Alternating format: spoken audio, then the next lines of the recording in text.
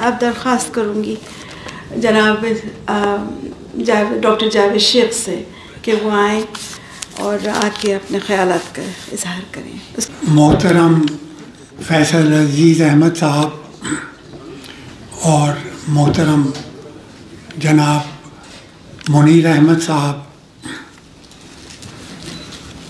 امجد اسلام امجد سے میری پہلی ملاقات 1987 میں ہوا یوں کہ اوسلو کی ایک بڑی فعال تنظیم نے ایک بین الاقوامی مشاعرہ ترتیب دیا اور لندن سے اعجاز احمد اعجاز مرحوم، اکبر حیدرآبادی مرحوم اور عطر راز مرحوم کے ساتھ مجھے بھی بلایا گیا. جس گھر میں ہمارا قیام ہوا وہاں پر امجد بھائی اور عطاء الحق قاسمی اور حسن رضوی اور پیرزادہ قاسم بھی ٹھہرے تھے. امجد اور عطاء بھائی کو جناب مشتاق احمد یوسفی لطیفہ گو گردانتے ہیں، تو ان سے ہم نے سینکڑوں لطیفے سنے. اور میں اپنی گزارشات میں صرف ذاتی تعلق سے بات کروں گا کیونکہ ادبی لحاظ سے جو ان کا مقام تھا اس کو تو آپ سبھی جانتے ہیں. امجد اسلام امجد نے کتنی کتابیں تصنیف کی. ان کی آخری کتاب لائٹ آف شیڈوز، جس کو بیدار بخت کینیڈا والے نے ترتیب دیا، اس کا انگریزی ترجمہ بھی کیا تاکہ مغرب کے لوگوں کو بھی مشرقی روایتوں کا چسکا بھی محسوس ہو. یہ کتاب چند مہینے پہلے ترتیب دی گئی اور امجد صاحب نے یہ کتاب مجھے 27 ستمبر 2022 کو دی. امجد نہایت خوش مزاج اور خوش گفتار تھے. اوسلو میں نے انہیں لندن آنے کی دعوت دی. وہ آئے اور بار بار آئے، میرے گھر پر قیام بھی کیا. خوب محفلیں جمی، خوش گپیاں ہوئیں. ان سے بارہا ملاقاتوں میں شعر اور شاعری بھی ہوتی. امجد کی طبیعت میں بلا کا چلبلا پن اور چونچالی تھی جو ان کی عمر کے آخر تک رہی. امجد کے اعزاز میں ہم نے یعنی میں نے اور فیضان نے ایک ادبی شام پارلیمنٹ کے ہاؤس آف لارڈس میں ترتیب دی. بے حد کامیاب شام، ان کے شان شایاں پروگرام ہوا.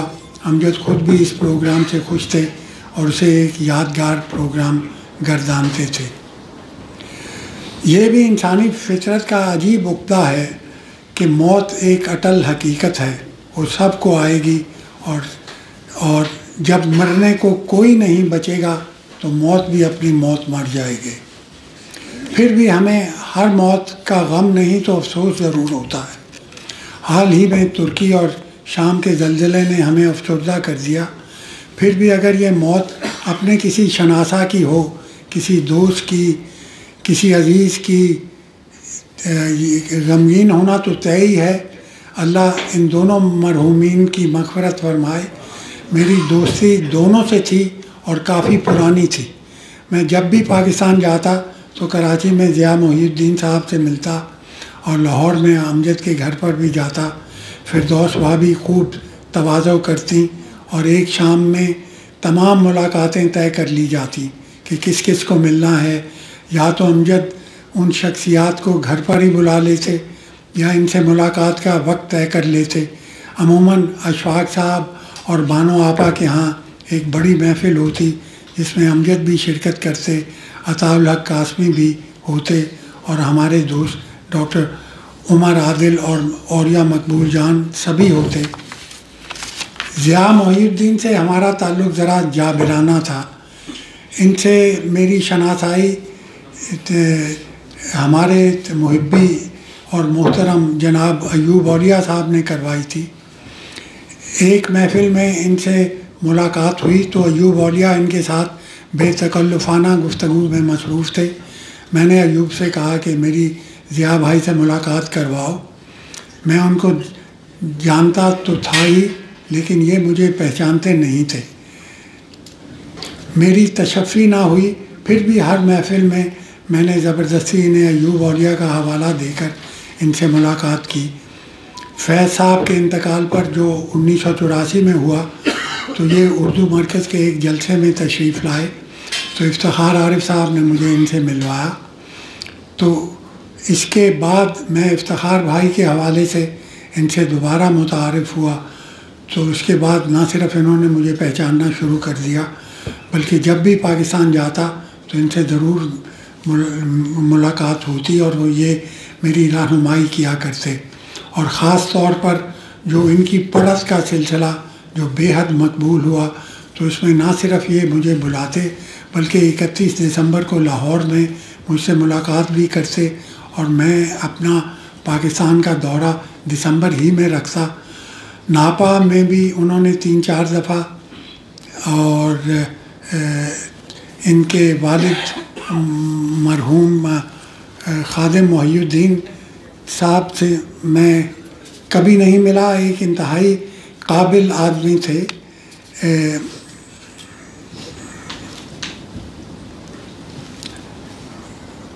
ضیاء محی الدین پیدا تو فیصل آباد میں ہوئے لیکن تعلق ان کا قصور کے خانوادے سے تھا.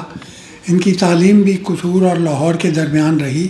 اردو اور انگریزی میں ضیاء صاحب کی خوش الحانی، مکالماتی اور خطیبانہ لہجہ، بلند آہنگی اور لفظوں کی خوش ادائیگی نے کتنی نسلوں کی تربیت کی ہے. کہا جاتا ہے کہ ان کا خاندان روہتک سے آیا تھا. امجد کرداروں کو لفظ عطا کرتے تھے تو ضیاء اسٹیج پر اپنی بلند و بالا شخصیت کے ساتھ موجود رہتے تھے اور ضیاء محی الدین صاحب نے ان مکالموں کو ادا کرنے کی ادا سکھائی. ضیاء آنکھوں کے سامنے تھے اور آج یہ دونوں ہمارے دلوں میں موجود ہیں. ضیاء محی الدین صاحب کے چچا جناب محمد اقبال صاحب تھے جو ہمارے علامہ اقبال کے قریب تھے.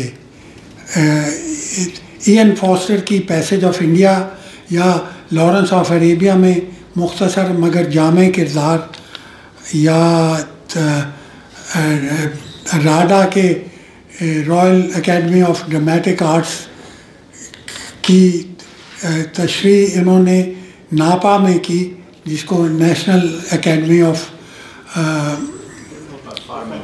پرفارمنگ آرٹس تک بہت سے لوگ یہاں پہ ٹرین ہوئے اور فیض یاب ہوئے. PIA arts council arts academy کی بنیاد بھی ضیاء بھائی نے رکھی. سفر دمشق، سفر کربلا، کھرچ میں پڑھتے تھے. اسٹیج کرافٹ سے خوب واقف تھے اور ناکامی ان کی صرف پاکستانی فلموں میں ہوئی کہ پاکستانی فلم کا معیار ان سے لگا نہیں کھاتا تھا. سر جان گیلگڈ کے بہت قریب تھے، ان سے انہوں نے بہت سیکھا. تلفظ کا بہت خیال رکھتے تھے. کلاسیکی اردو ادب کے تو ماہر ہی تھے اور بے حد پڑھے لکھے انسان تھے. ایک شاعر، ادیب، ڈرامہ نگار اور دوسرا اسٹیج کو اپنا گھر سمجھنے والا، ناپا میں لوگوں کی تربیت کرنے والا، دونوں رخصت ہوئے. لیکن ہم سب کی دعا ہے کہ اسٹیج خالی نہ رہے. اسٹیج کے پیچھے اور اسٹیج پر بنفس نفیس رہنے والے اور لوگ آئیں. خداوند تعالیٰ سے دعا ہے کہ شعر و ادب کا اسٹیج ہمیشہ ہمیشہ ہمیشہ آباد رہے. شکریہ.